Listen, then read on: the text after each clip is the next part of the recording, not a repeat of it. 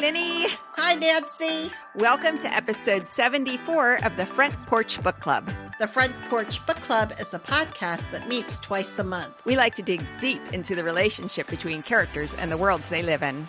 So grab your book and iced tea and join us on the front porch. Today, we interview Dr. Sara Brenneis about The Shadow of the Wind.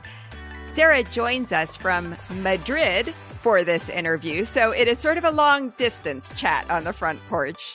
She is a professor of Spanish at Amherst, and her research centers around the period of the Spanish Civil War and the Franco dictatorship. Specific to our book this month, The Shadow of the Wind, she has studied the implication of this novel on Spain's collective historical understanding of itself.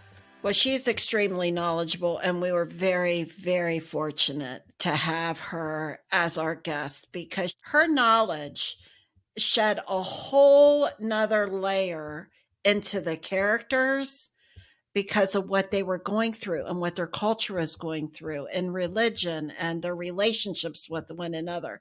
So it really helped to enlighten, for me, a book in a whole new way.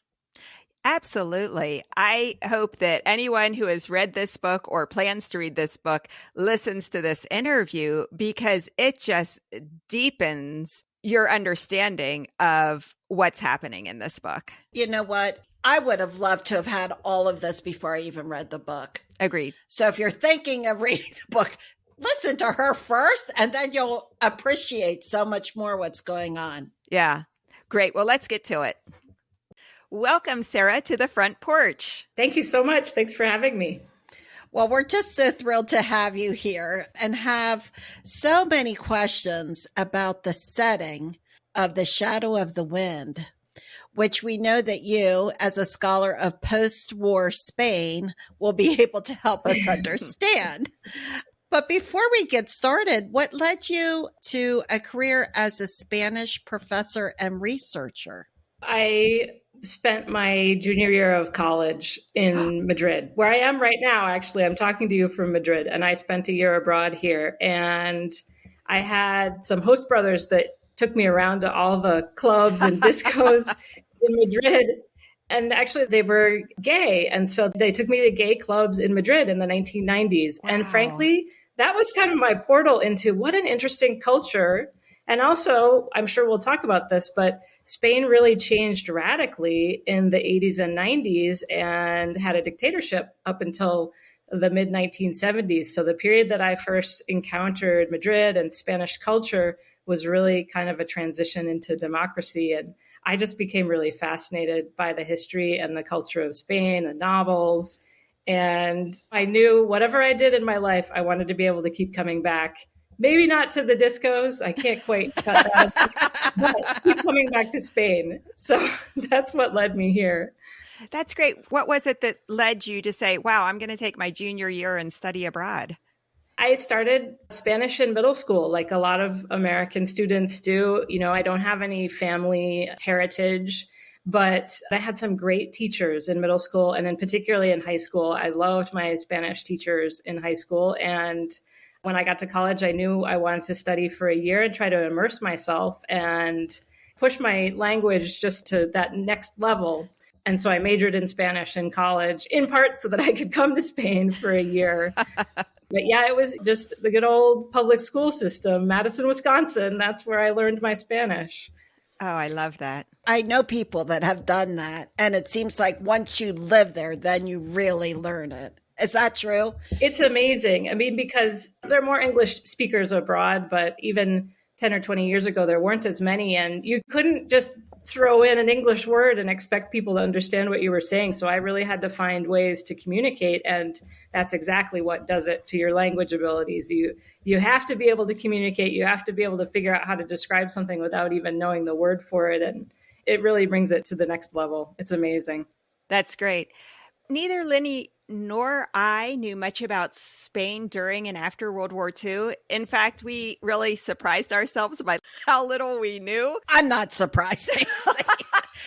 I might be surprised you didn't know much. I didn't know anything. I didn't even know there was a dictator there until what you said, 1970 something. Yeah. Franco, Linda. You recognize that? No, I don't know that name. Okay. I don't know what's going on in Spain. Okay, so here's my question for you, Sara. And you're a professor, so you also are working with students who are just out. Is it just us, or is it our impoverished educational system in the United States that we know nothing about Spain? No, it's not you. It's not you. I mean, it's not really even the school system. I mean, if you watch Saturday Night Live in the 1970s, you probably knew who Francisco Franco was, because there was a running joke that he was still not dead. He was on his kind of mortal coil for a while in the early 70s. But no, and in particular, the relationship between Spain, the Civil War, World War II, very few people know a lot about that. And yet it's such a rich history. And it's also really consequential for even, you could arguably, the moment that we're living through now with Europe and the rise of fascism and the far right. But no one's going to blame you for not knowing this history before you cracked open the shadow of the wind. Yeah, I was thinking, why, as Americans, do we know so little about Spain? And I wondered if it's because, for instance, we were not directly involved in the Spanish Civil War like some countries were. Right. And I think it also depends. The Spanish Civil War, the rest of the world was neutral, essentially. But there were Americans who fought. They volunteered and went to Spain to fight in the Spanish Civil War. The Abraham Lincoln Brigade was a group of American volunteers, many of whom came from New York, came from the East Coast, but others from the Midwest, from the West Coast. And these were young men who went, and many of whom died in Spain fighting against fascism. So it does touch us. It does touch U.S. history. And I think that's, in that sense, it's really, really interesting. But it's funny, unless you have kind of a direct connection to it, maybe you don't learn about it in school, although I would make the argument that you should. Yeah, okay. Very good. Very good. And it seems like it's only recently that people have really started being tourists there. And by recently, I mean since Franco's death. It was really only in the, 90s or this century that I really started hearing about people going there and loving to visit Madrid and Barcelona. Yeah. And Spanish tourism has just exploded since the end of the dictatorship. But actually, what's interesting is that there were tourists from outside of Spain, people who were traveling from Europe and the United States, even while there was a dictator in Spain. And part of the reason was that Spain was recovering from a civil war and trying to build its infrastructure, build back its economy. And one of the ways it did that was tourism. So Spain got marketed to come sun yourself in your bikini on our beautiful beaches, even though Spaniards themselves were not really able to do that because of some of the moral codes that were operating during the dictatorship. So Spanish tourism actually started to take off in the 60s and then just exploded in the 90s. And now it's off the hook. It's really gone to another level. Yeah. So in terms of the book doesn't go into detailed or specific explanation about the political, cultural, and religious context of Daniel and his journey. In much historical fiction, it seems like the reader learns a lot about the issues that are going on. So our author, Carlos Ruiz Zafon, either assumes his readers already are familiar with the history, or he simply decides he's going to focus on the story and the characters. Can you give us a mini lesson on Spain's turbulent transition from monarchy through the Francoist regime? Is that too much? Yeah, absolutely. I can do my best. So at like a junior high level. You got it. I'm just saying for me, because I'm going to actually take notes, Professor, on what you say. Let me see if I can do it. So imagine that Spain in the 1920s is a pretty turbulent place, in part because the Franco dictatorship, which we'll get to, was not the first one that happened in the 20th century. There was another dictatorship, Primo de Rivera, who was a dictator during the 1920s. It wasn't quite as rigid a dictatorship. It wasn't quite as difficult.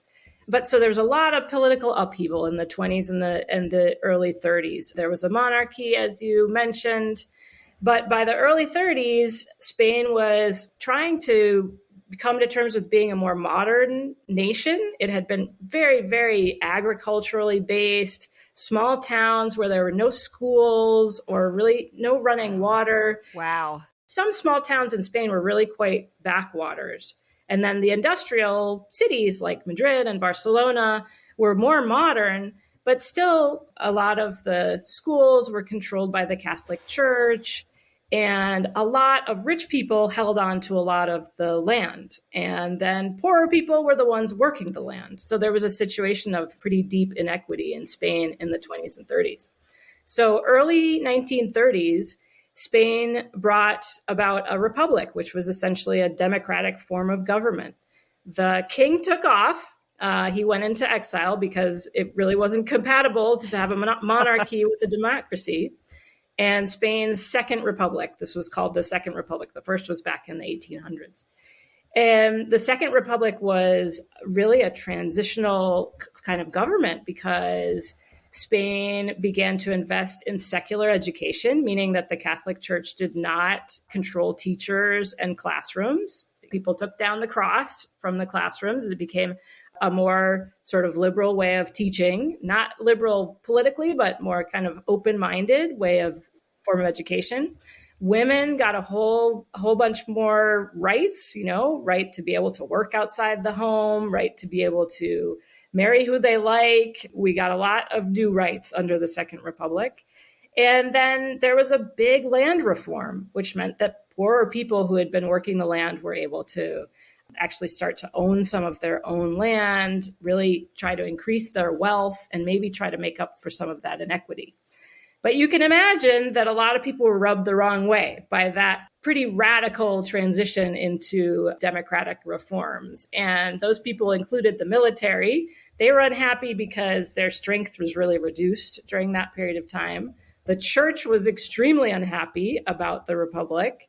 And then folks who had before been sort of rich and upper class because a lot of their kind of powers were getting stripped from them. So in 1936, a group of generals, military generals, decided to rise up against the democratically elected government.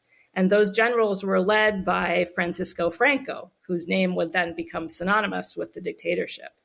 And Spain was thrown into a civil war. A civil war is literally brother against brother, family against family. So there were families who were just sliced down the middle, people who were in favor of the democracy and people who were against it. And it was a really awful, bloody war. It lasted 3 years. And as we said, the international community really didn't get involved, except for some volunteers. Those volunteers were really important. But that civil war, in retrospect, we can see it as really the beginning of World War II, because it was a war against fascism. And in Spain's case, fascism won. So Francisco Franco, who had some help from Hitler and Mussolini, names we probably are familiar with from the Second World War, won the war. He just outmatched the Republic and their volunteers and their militias. And so in 1939, when the war was over and Franco declared victory, Spain began a very long period of dictatorship. So Franco was the only leader. There were no political parties. If there were elections, they were fake, basically. And Franco thrust the country into a complete sort of moral whitewashing, which is to say that the Catholic Church was back in charge. And women no longer had the rights that they had. And school kids were back to learning Catholic doctrine. The country really went kind of almost back in time toward a period where it was really unequal. And a lot of people were really devastated by the war that had just happened. So the 1940s and especially the 1940s, which is a period that you see in the book, Spain has been bombed out. People are starving. There's no work. And people who were supporters of the side that lost have really suffered a lot of violence and kind of retribution, you could call it, for having been against Franco.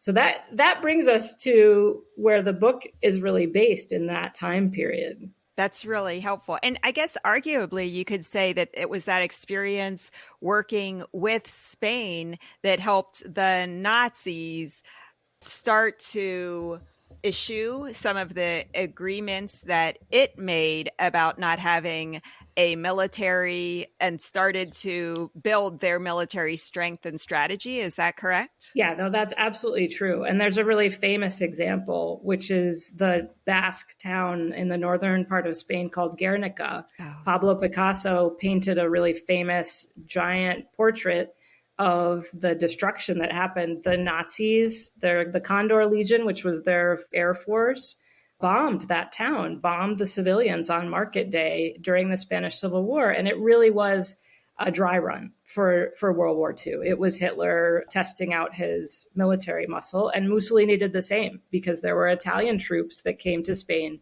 and fought with Franco against the Republic. Yeah. Yeah. Wow. Amazing. This is fascinating to me. When you have the culture that Daniel is coming in, I'm a little blown away here because I'm starting to understand him better. And the life of am I saying it right? Fermin?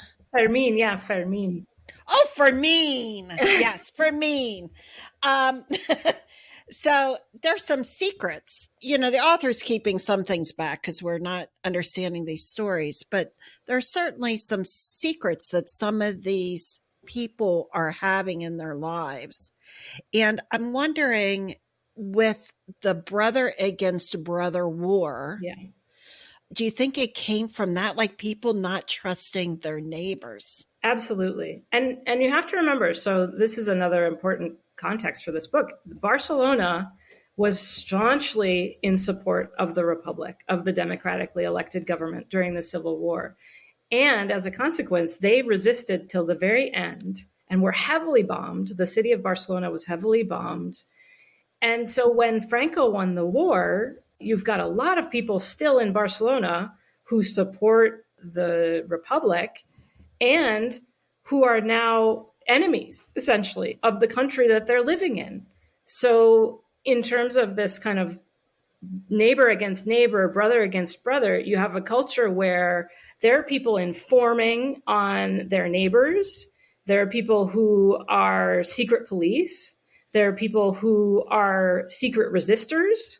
So there's sort of a post-war conflict that keeps going in Barcelona, in part because the city was devastated, but was also so staunchly in support of the democracy that it's still trying to get rid of the dictator. Some people are, but then there's a lot of military presence and police presence in Barcelona in those years after the Spanish Civil War to try to tamp down on the resistance, the people who are still trying to see, particularly if they can get rid of Franco. And when World War II is happening, World War II ends in 1945, and there's a renewed hope at that point that the international powers, the Allies, will come solve the problem in Spain, get rid of their fascist dictator. And that never happened. So people in Barcelona continue. Again, this dictatorship lasted from 1939 until 1975. That is amazing. And I'm thinking about Fermin because his history is a little foggy to me. But now that I'm hearing you, it seemed like he was some kind of a spy or something. I don't know, double agent, I guess, during the Spanish War. Yeah. And then there's this evil cop that rises in power. And I'm wondering if there was corruption. I'm assuming in a war situation that the structure has disintegrated and there's power amok. Am I getting this right? Absolutely. I mean, not only corruption, but just lawlessness, even within the ranks of the police and the government. Especially because there's this sense of vengeance. After the Spanish Civil War, if you were against Franco, look out, because, you could be thrown in jail, you could be shot. People don't know this, but there were concentration camps in Spain. They weren't used to gas people like Jews during the Holocaust, but they were used to imprison political opponents and enemies of the dictator. So it's a sense of you really need to watch your back in post-war Barcelona, because if you are not really openly going to church, wearing the right moral clothes, sort of dressing properly, following the rules and regulations, even speaking Catalan. So in Barcelona, the local language is Catalan, which is actually a different language than Spanish. But that language was prohibited during the post-war. People were not allowed to speak their own language or read books in their own language. And so behind closed doors, you have a situation where people are trying to keep some of their local culture alive, but you can't even speak your own language on the streets of Barcelona. You'd get thrown in jail, you'd lose your job, and there could be any means of repression. It is really a lawless, repressive state. A lawless time. And that makes me think of the baker down the street. I can't remember if he was really just trans, or maybe people didn't even have the words back then to even say, but there was something different about him. And I didn't realize until you're speaking now of why that happened. Mm-hmm. The church is now forefront. There's laws against all of these things. There's less tolerance. Right. And a strong military backing. And here I just thought it was like the evil person and the run-amok gang of cops that were out there doing this. But this was really more a part, I guess, of the government, or permitted. No, absolutely. And the Franco regime, the Franco government went hand in hand with the Catholic Church. So the most stringent rules of morality, you could not be openly gay in post-war Spain. That was amoral. You had to be married by the church, and you had to be married to have relationships, right? All those sort of very heavy-handed Catholic doctrine. It wasn't just, well, go to church and you'll be fine. It was really your livelihood depended on following those kinds of regulations. And so there were a lot of people behind closed doors, again, as you're talking about. The LGBTQ community in Barcelona was completely hidden. It existed, but it had to be hidden for people to be able to keep their jobs and their families. And now I understand Fermin so much better, because he's completely tolerant. Right. He's very sympathetic to the baker. He's happy to go get a prostitute for the person in the insane asylum. Like, he's very tolerant, and he's very loving and kind. He accepts people just the way they are. Yeah. And I think that's one of the things that struck me about the novel, is that it's really showing you the underground resistance in Barcelona without explaining it to you. It's showing you that people were resisting those kinds of repressive elements. They had to do it very secretly. And they had to do it in ways that were maybe not obvious to the man on the street. But Barcelona was a seat of resistance against the Franco dictatorship all the way through until the end. And it's still quite a politically left city, that progressive. And a lot of that is sort of its legacy of having maintained its resistance against the dictatorship during those really, really difficult and dark post-war years. Now, I would have imagined, too, this out-of-wedlock pregnancy and people having sex. Now I appreciate even how much more of a taboo that was, not only in Daniel's time, but then in Julian's time. And how, it's just even hard to say, but she was left to basically bleed out. I mean, it's horrible. It did get better in Daniel's time. He falls in love and he marries the lady that he and her get pregnant. Right. Yeah. But it helps me to understand the family facing this and the children doing what they want. And it's such a moral code in Spain. And it has been. Right. Spain, this is where the Inquisition happened. This is a place that has followed Catholic doctrine for a long time and has this code of honor. So even if your child becomes pregnant out of wedlock, that is a stain on the family in this Catholic dogma. So this kind of situation doesn't just affect Daniel, it affects everyone around him. And it's almost like when you have one of those moments of resistance or transgression, you could call it, it could infect anyone, right? So people are very careful. And that situation about an out of wedlock pregnancy is a really serious moral transgression during post-war Spain. And the book really paints that tragically, but quite honestly. Yeah. I was really surprised to read that there were book burnings also in Spain. And I wondered if that in some ways was reflected by the idea of the cemetery of lost books, that here is this knowledge, here are these writings that have been suppressed. What was your take on the cemetery of lost books and how that might have fit into the Spanish Civil War and the Franco regime? Yeah, I kind of thought of that as part of what happened after the Spanish Civil War was there was a complete brain drain in Spain. People who were intellectuals, teachers, artists, they left. If they could, they left because they saw the writing on the wall that a dictatorship was not going to be a place where they could publish and write and even think freely. So I almost see that Cemetery of Lost Books as almost the place where all that could have been in post-war Spain, all that knowledge, all that creative output that was lost because of the dictatorship, it's kind of symbolically in this lost library, a lost bookshop, a place where these people still made these artistic creations that they just did it in other countries.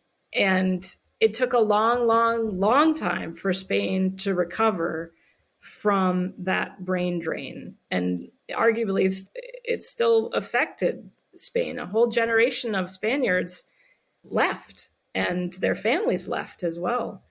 That and the site of Barcelona, where you have a culture and a language that's prohibited, where people can't write books in Catalan. They can't publish. They certainly can't publish things that are critical about the dictatorship. There's a very strong censorship operation in Spain's post-war, meaning that there's actually like armies of people crossing things out of books. You want to try to get your books published, it has to go through the censors, and they'll take out anything that even remotely refers to the Spanish Civil War or the conflict.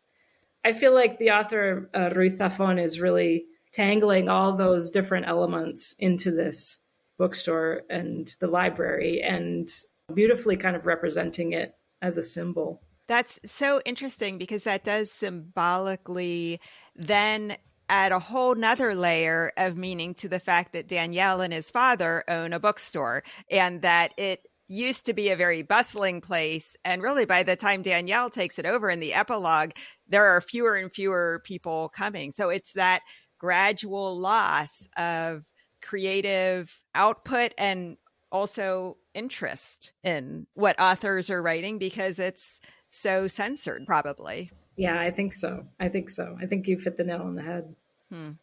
Another theme that we thought was really interesting in The Shadow of the Wind was that wealth and status are fleeting during this time. So many of Julian's wealthy school friends end up seeing their wealth and status evaporate during the time of this novel. One of Julian's chums, Miguel, despises and purposely fritters away his father's wealth because he believes it was a fortune tainted by warmongering. And of course, then there's the Aldaya family who disappear from Barcelona and lose their wealth as well. Tell us about the economic upheaval during this time. Who were the winners? Who were the losers? Well, it's really interesting that question because, first of all, going back to Barcelona, Barcelona is an industrial center. Before the Spanish Civil War and after, Barcelona's industrial base is textiles, but it's a place where fortunes are made, and there is a rich upper class in Barcelona before the war, and there continues to be an upper class after the war. The upper class after the war are Francoists, are Franco supporters of the regime. Oh, but okay. You also have a generational divide. So people whose families, whose parents have made money off the backs of people who lost the war, their children might not necessarily have the same political beliefs and may feel much more stifled by the dictatorship than their parents do. I see that kind of rejection saying, well, this is money made from the war as being pretty common for a next generation of people who grew up in the 60s and the 70s to that extent, really rejecting that kind of status and wealth of their parents because they know that it's built on having been complicit or having been agreeable with the regime. But, and Barcelona also is going to go through a major transformation of its economy. We were talking about tourism because Barcelona, as you round into the 60s and 70s, begins to become a really different place that's not as blackened by industrial smoke. And it becomes more associated with its beaches and its beautiful architecture. And that gives you a foreshadow of what Barcelona is today. Barcelona, by 1992, hosted the Olympic Games. Right. And that was a really important moment when the city transformed and started to look a little more outward toward international tourism, toward international investment, and then brought about another boom for that city. So it's interesting to kind of think about the economics of a city that when the post-war was bombed out and had people streets to a place a few decades later, toward the end of the 20th century, that's going to experience this incredible resurgence because of the Olympic Games and because it's turned toward tourism as an economic motivator. I think you said this, the younger people would have been more liberal, correct? And it's the older, more established. Okay. Because when we're looking at the love story is my favorite part of this book.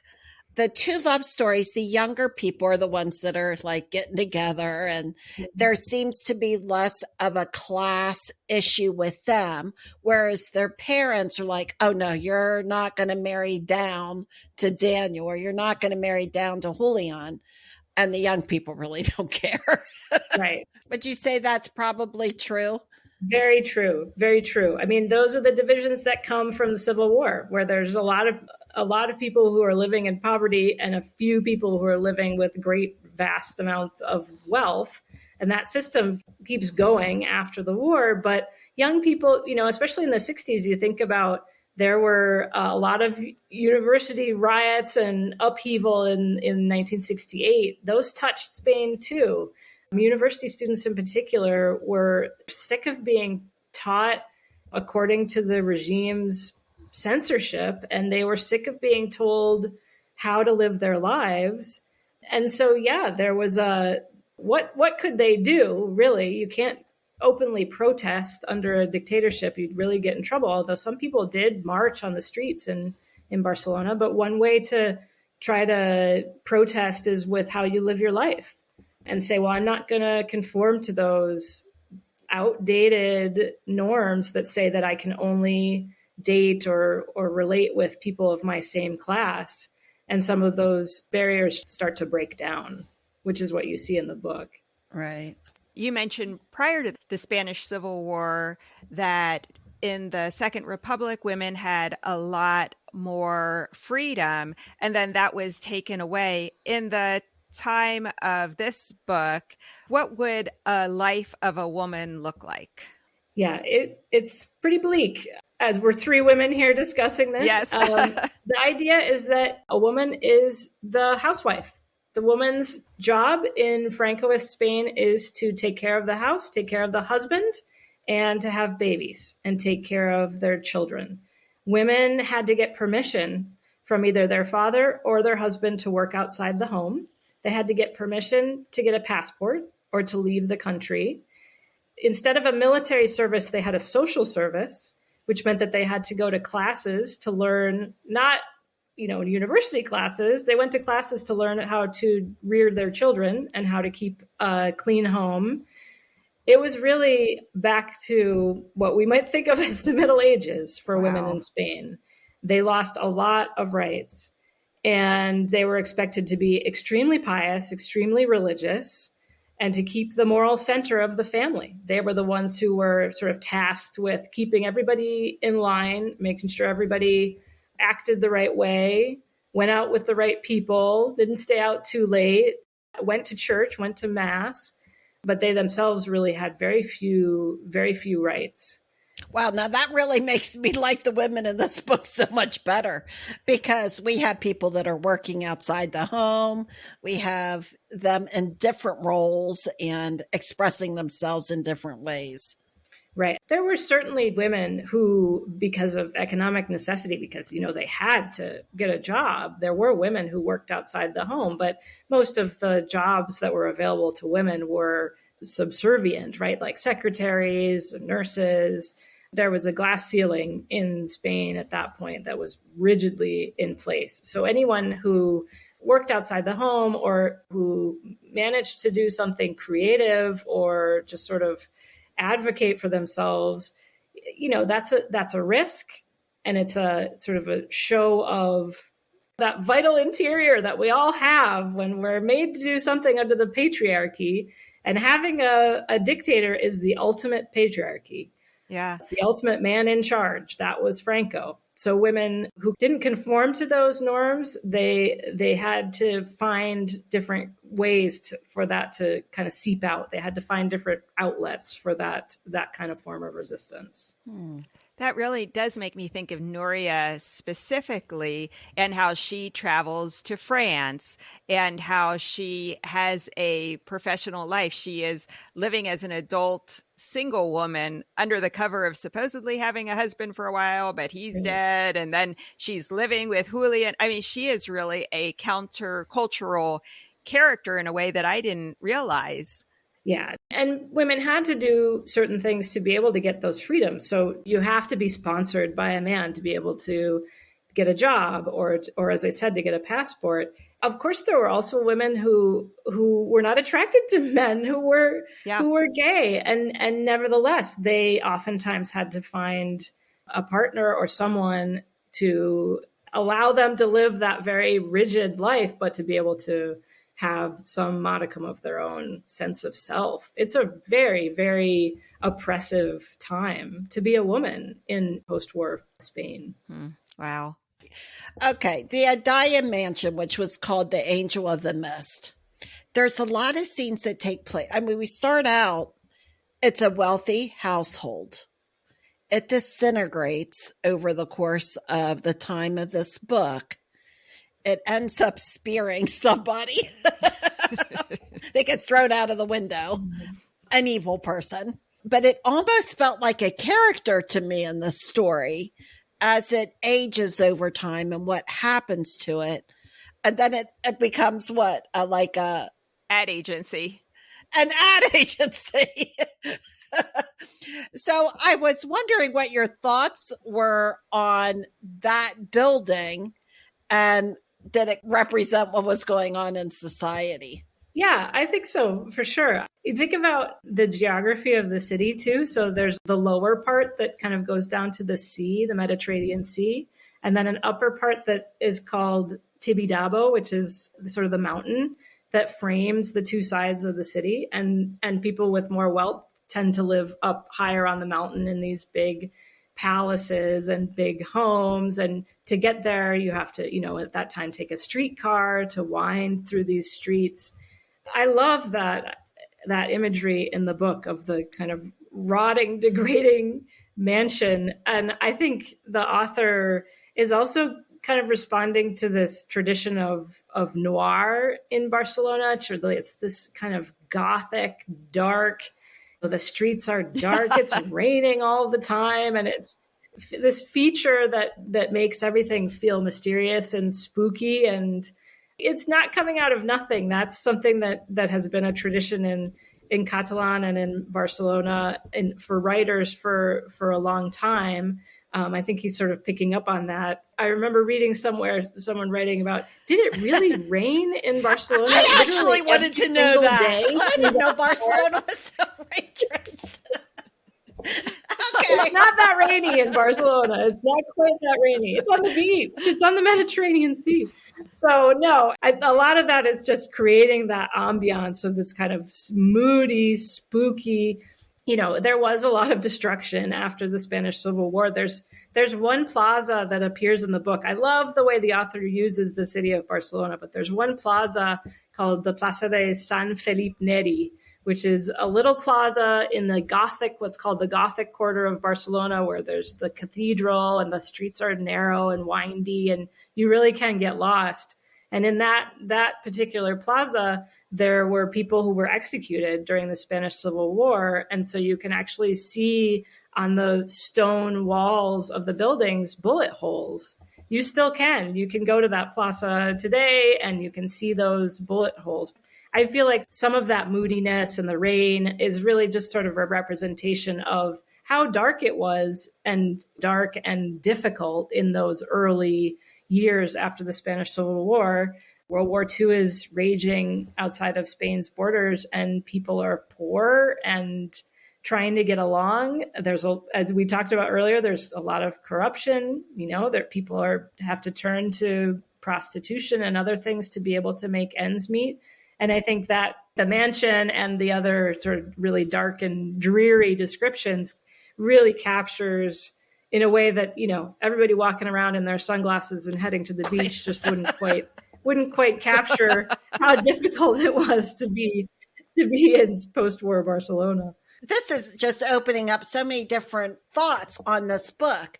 When the evil guy gets thrown out of the window and he pierces the Angel of the Mist statue on the fountain, I'm wondering if that was also symbolizing that he was a part of sort of the church and the strict government and the fascism, and the angel kind of takes him out at the end. If that's sort of a triumphant of... Kind of ironic, isn't it? Right? It is. I thought it was kind of, Shakespearean, but now I think there's meaning behind this. Yeah, I think you could definitely go there. As I said, Spain is the country of the Inquisition, and the Catholic Church has caused a lot of misery in Spain over the years. So I have a feeling that the author, I don't know exactly how he was intending that, but it seems like that's a poetic justice at the end. Yeah. I'm just wondering now, is the Catholic Church still the primary church?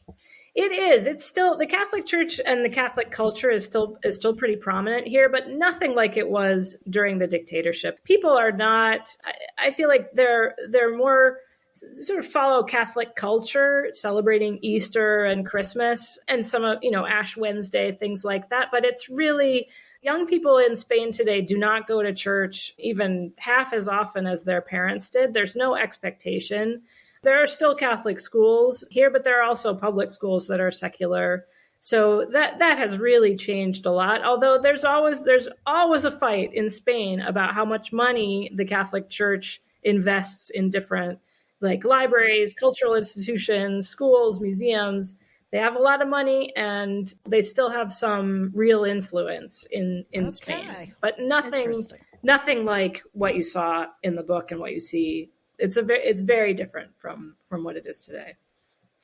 During World War II, the Pope was really criticized for the stance that he took. What was Rome's official position in terms of the Spanish Civil War and then the Franco regime?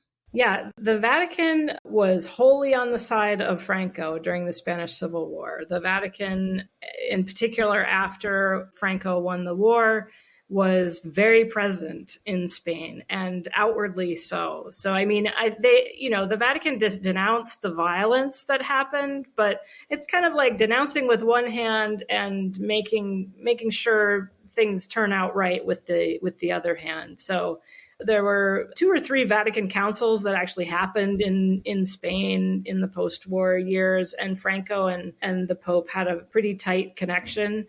So really, people sort of imagined that there were 3 pillars that held up Franco society. It was the military, the wealthy and the church. And the Vatican was very clearly aligned with the Franco regime. Was Franco a real true believer in the Catholic Church, or was it a political expediency that he realized he needed the church in order to maintain power?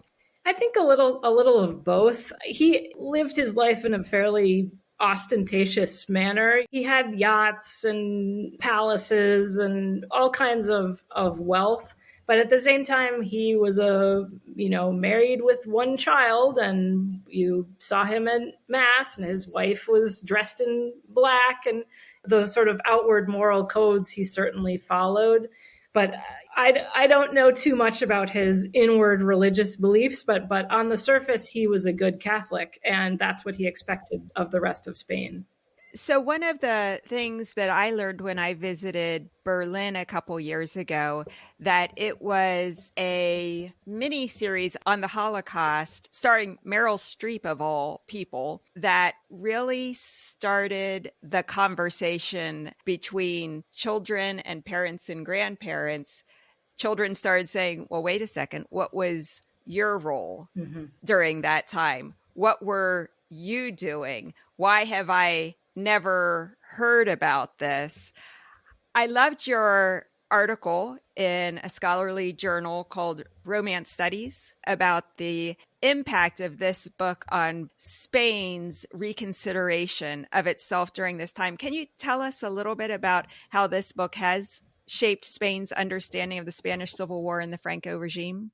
Yeah, the book came out at a really important moment for Spain's memory of its past. And it's facing the crimes and the violence that happened during the war. Around the time of the publication of the book, people started to investigate mass graves of people who were killed during the Spanish Civil War. There are hundreds of mass graves, arguably thousands, around the country, because there were no tribunals, there was no jury trial for people who were enemies of Franco. In most cases, they were shot and buried without any cause as to where or by whom.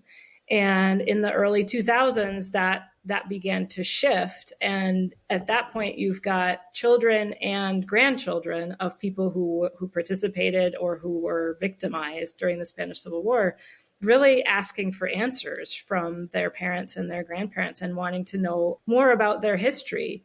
So I think this book, if anything, is a conversation starter. This book is something that makes you kind of think, well, what was the situation in Spain in that early part of the dictatorship? What was going on? And why were people victimized, or why were they repressed? What was the status? Something that happens as first-person memory fades is that sometimes things in retrospect don't look as bad as they were at the time. So there were people, in the 90s and the 2000s, and there's still people today who say, oh, the dictatorship in Spain wasn't that bad. People really were taken care of, and the police cracked down on a lot of crime. And that's really kind of revisionist. It's not really what happened. It was a country that was very much oppressed. People's liberties were taken from them. A lot of people were outright killed. And I think the novel is really a way to think about that in today's terms. The novel spans a really wide range of time and includes various generations.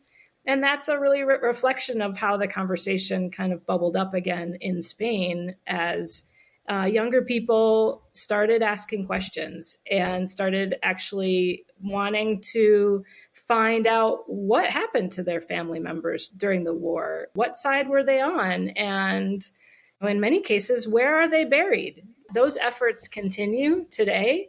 The Civil War is not as taught in schools as it should be, in my opinion, in Spain. I think that's a really important history.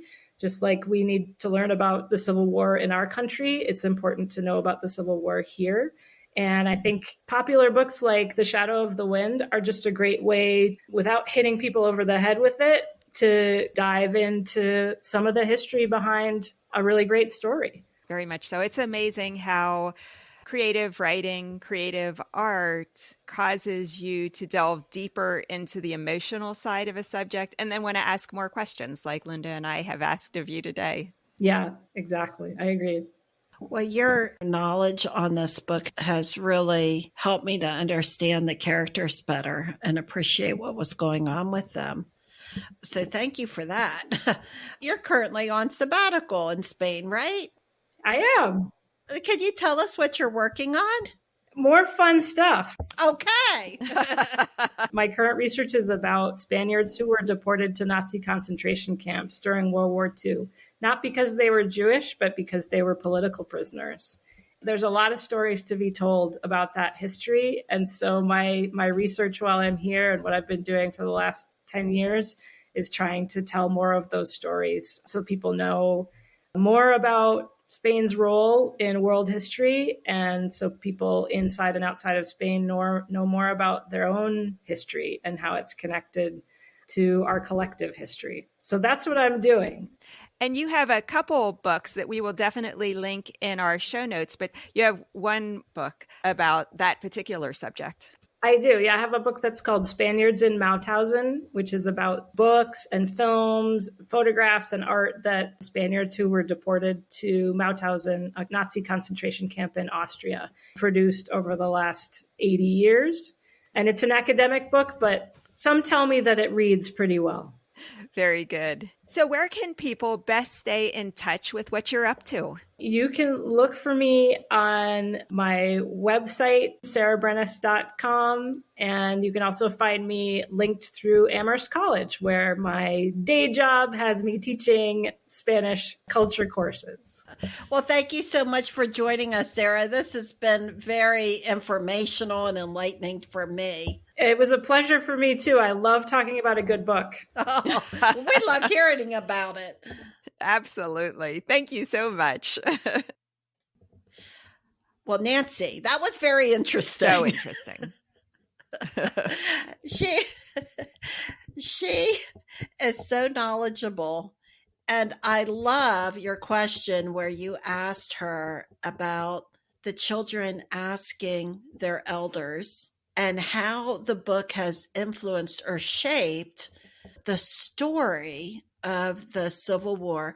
It made me think too of World War II, like you said, and people kind of being dismissive of some of the ways it was. Yes. And thinking back, oh, it wasn't really that bad. Yeah, it was. It was. Just fascinating, the influence. This book just sold so many millions of copies. So not familiar with it myself in the United States, but you can see the impact that this book has had and continues to have with people reading it now. Yeah. And think of the impact it's had on us. We knew very little about Spain's 20th century history. Why are we not learning about this more?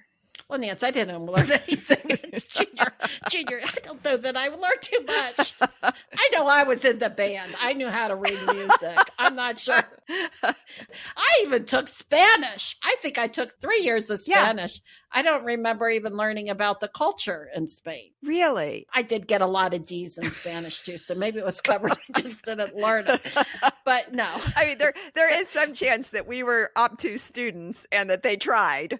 But I just do not remember learning about the Spanish Civil War at all. And in fact, I mostly remember learning about Pennsylvania history over and over and over again every year. We got that really good in the Revolutionary War. I remember in a history book, World War II was one paragraph. Yeah. And there was nothing on the Vietnam War. No. But our books may have been written before the Vietnam War ended. So that was could have been probably. But boy, it does make me think how important it is that students be exposed to the wide swath of history. Not only are you able to draw connections, like you were saying, the connection between Nazi Germany and people reflecting back on that, people reflecting back on the Franco regime after reading this book, but everything that you learn and how narrow a person's perspective is without learning the truth about history and the struggles that people have been through and what people have thought it was willing to fight and die for, and what happens when oppressive regimes take hold. All of this just feels so vital to me that we continue to learn from these stories. Yeah, we hit the theme over and over and over again. And it seems like every generation needs to learn it. Mm-hmm. In every country. Like, Yeah. why are we still fighting this? Yeah. Okay, Nance. Well, lots to still learn and talk about. Stop by the front porch next time when we will review Carrie Soto is Back. And it's written by Taylor Jenkins Reid. I've already read this book. It's a goodie. Fantastic. I have not. I will. Everyone, thanks for listening. Our website is frontporchbookclub.com. Our episodes come out twice a month on the first and third Wednesday of each month. See you next time, Linny. See ya.